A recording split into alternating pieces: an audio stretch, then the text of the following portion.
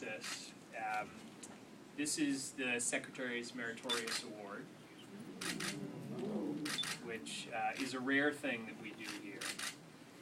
And I think it's particularly appropriate in my mind that it's the Meritorious Award, because to me that word merit is at the center of what the promise of fair housing is.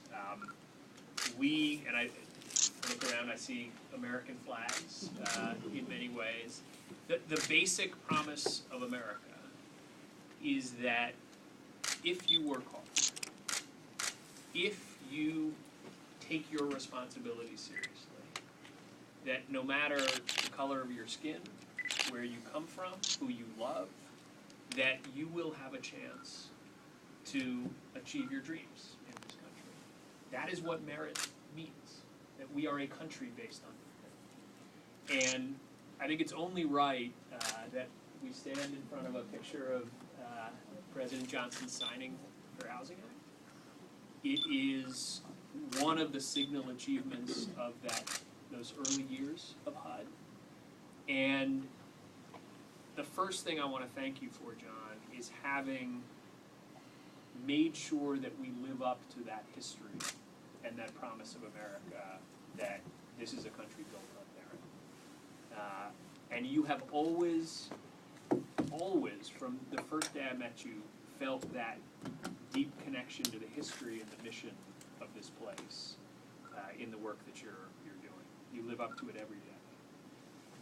What I also think is remarkable about the work that you've done is to not just think about that history and to be true to it, but to also lead a reimagining in many ways of what a 21st century vision of fair housing looks like.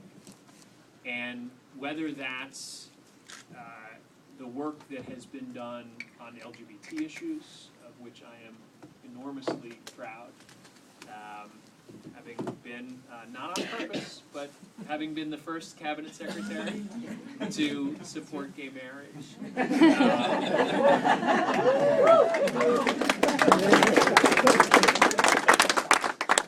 The truth is, I would never have imagined that we could accomplish what we have in these last 4 years just on that issue alone. But I also think about the way that you've helped women who were discriminated against in getting mortgages because they were pregnant. When I think about the work that's been done to incorporate the recent history of lending discrimination into the work that we're doing, the work that's been done not just on disparate impact, but on the soon-to-be issued affirmatively furthering fair housing rule. All of that really has been true to the history of fair housing and the great mantle that I think we've all inherited here, but also has reimagined it and set a new legacy for anyone that comes in this job after you. And that is an enormous and remarkable accomplishment.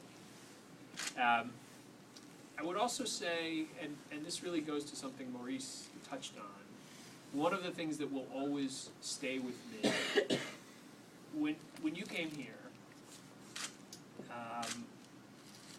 this was a part of the agency that had been disrespected for too long, that where the morale was not where it should have been.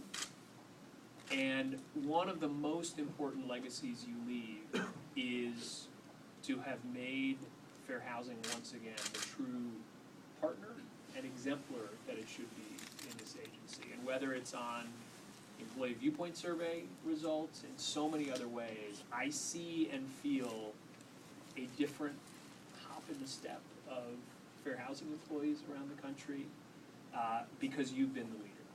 And you have been a true leader. And every time when the issue comes up, your view is trust the people who work at the AGO. They know how to do their work. They do it well. Let them do their jobs. They will get us to the right place.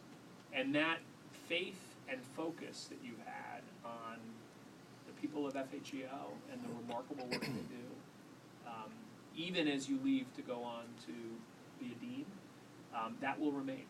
And I think it will grow.